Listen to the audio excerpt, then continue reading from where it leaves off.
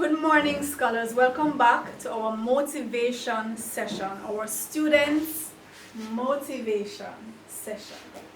So as usual, I'm going to continue reading from the Students' Master Plan. This is the second video.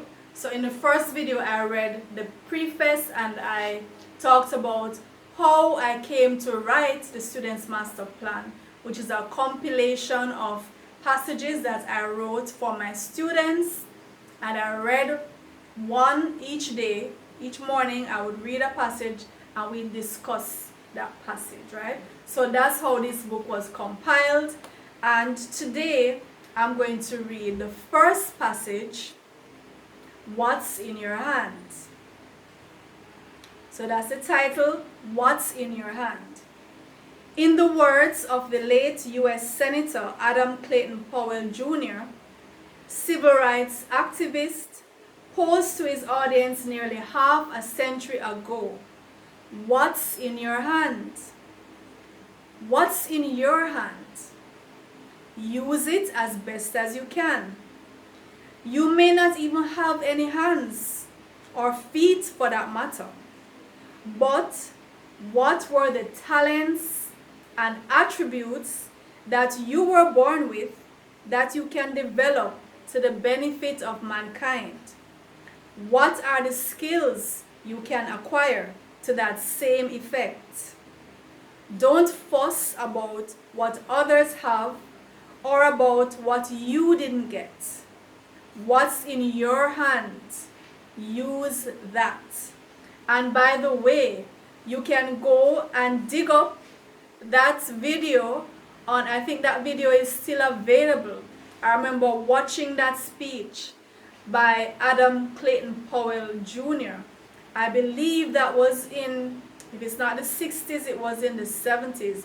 It's still available on YouTube, or I remember seeing it somewhere on the internet, where Adam Clayton Powell Jr. was addressing the crowds. He was giving a speech, as a U.S. senator, and it was such a riveting speech. He kept repeating, "What's in your hands? What's in your hands?" Go and watch that video. Find it and watch it, and I guarantee you will be motivated. All right. So let me continue reading from the passage. One of the things that really upset me is when I see people on the street begging, even those who have so-called disabilities. Too many people use their disability to cop out on life, shirk their responsibilities, and hitch a ride on other people's backs. It is the way of the parasite, a leech mentality, right? Now, I'm not saying you can't give, you can't be charitable, you can't help. What I'm saying is, many of the people who go on the street, they have what they call a disability, and they use that as an excuse to cop out on life, just to go and sit and with a hat open or with a can for persons to drop money into, because maybe they're, even if you're blind, even if you're, you can't walk, some of them, it seems like if their little finger breaks, if their little fingernail breaks, that becomes a disability, and that becomes an excuse for them to go and sit and beg. I firmly believe, and I've seen, and I'm sure you too have seen, where persons in the same position with the same so-called disability found a way to turn that disability into an ability, find some way to earn, find some way to exchange. Let it be an exchange. Don't just be there holding out your hand for somebody to give you alms. What can you do? What can you do in exchange? What talents do you have? What skill can you try to develop? I've seen people without hands, driving cars, washing, cooking, combing their children's hair, preparing their children for school. I've seen persons who are visually impaired attend college, write books, become a part of government. So it all depends on your own attitude to the so-called disability.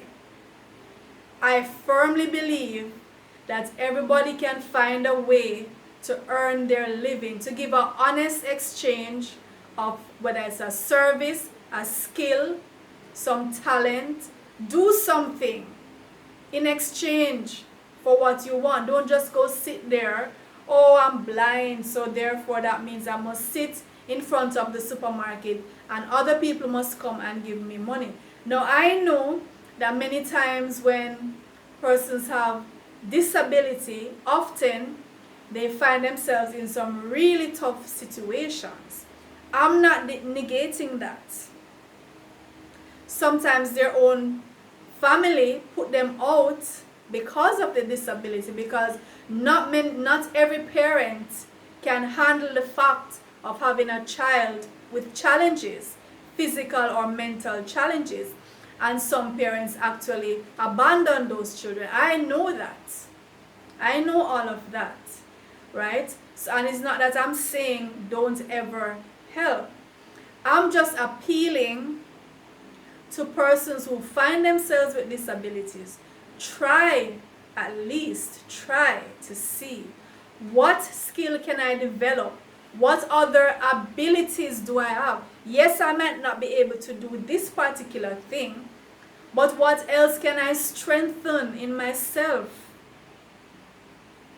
What can I capitalize on and develop that and offer that as an honest exchange for the money or the food or the other service that I require?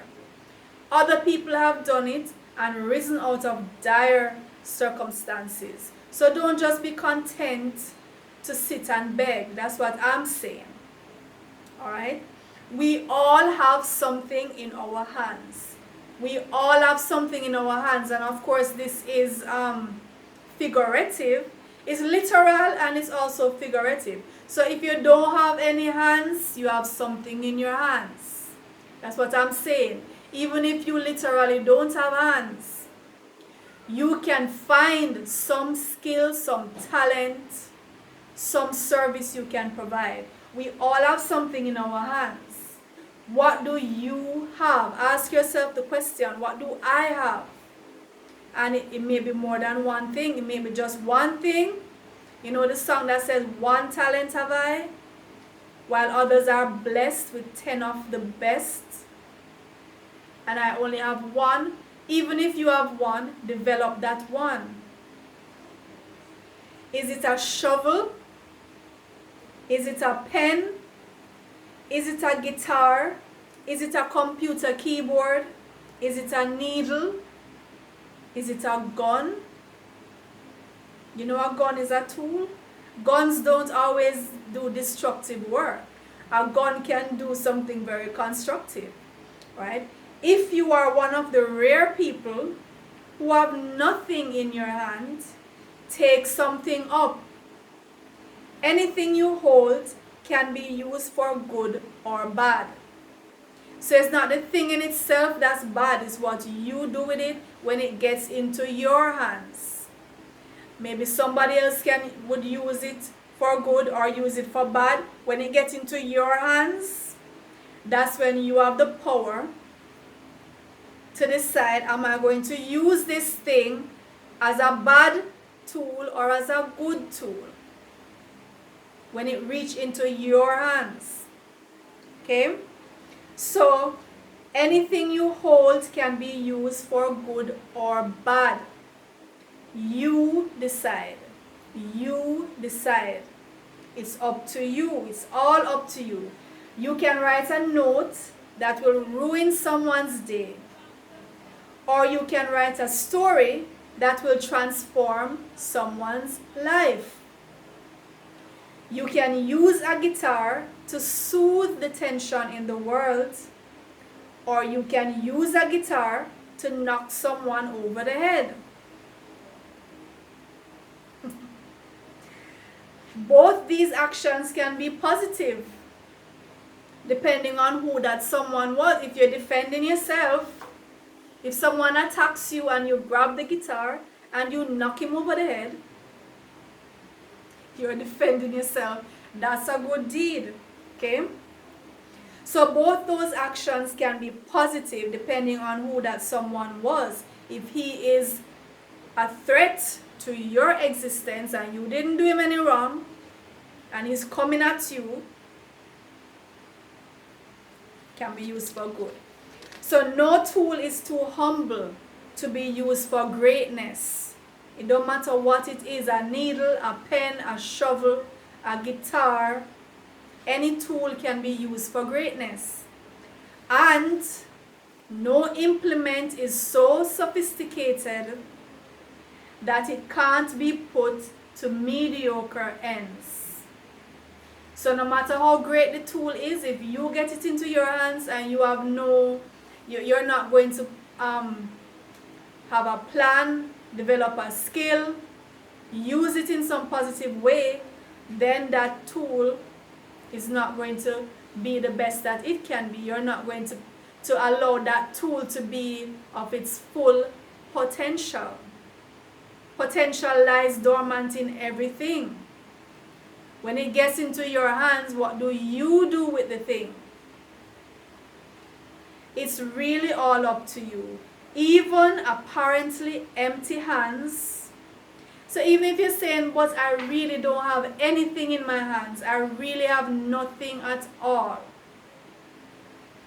Even apparently empty hands can touch, can embrace, can caress, can clap, can scratch a friend's back, can pat him on the back for scratching yours.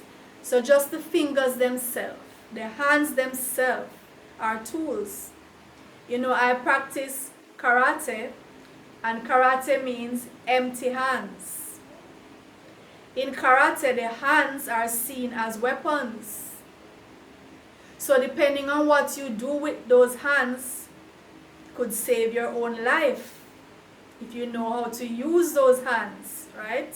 So we are taught all the skills, all the chops, the blocks, the punches, the strikes, defensive, just with the hands. So even if you have nothing else in your hand, what this paragraph is saying, you have no external tool that you're taking into the hands. The hands themselves can touch someone, can hold a child's hand and guide him or her, can hold an elder's hand and help that old lady, that old man, help him across the street, help a pregnant woman to carry her groceries. Those hands. You can pat someone on the back. Good job. That's using your hands. Well done. Just a pat on the back. Sometimes that's all we need to hear. When we're putting out our best, just to get that appreciation, just for someone to pat us on the back, pat us on top of the head, you know, well done. You know those hand movements that we make, you know, whether it's a powerful fist, you know, if we say power to you, or you know, just any signal, waving, hello. That's a powerful thing you're doing there, just to say hello, because many people don't even know how to say hello, and many people wish that someone would just wave, right? That thumbs up, well done, you did well. It means so much to us just to get that thumbs up, just to get that pat, just to get that handshake, that wave. That's something you're doing with your hands, and you have nothing in your hand except the hand itself. That hug your friend, hug your siblings. Don't feel that it's just sibling rivalry. You have to be at each other's throat. Your brothers and sisters, you have to be fussy. Hug your siblings, hug your cousins, hug your classmates. Letting each other feel loved, that's a tool, and we can do that with hands. Hold each other's hands, right? So even if you don't have anything in the hand itself is a tool. Some things will feel better in your hands than others. What fits best into your hands? Find it and work with it. Do you know what fits well into almost everyone's hands? Clay. It complies with any shape you want. Get some clay in your hands and mold it into any shape you want. And I want you to use that clay figuratively as your passion. Find your passion in life. Find that things that make you come alive when you hear it. When you're speaking about it, your eyes light up, your face lights up.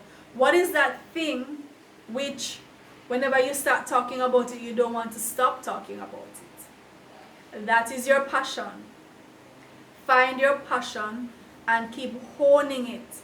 Keep molding it and mold yourself too in the process.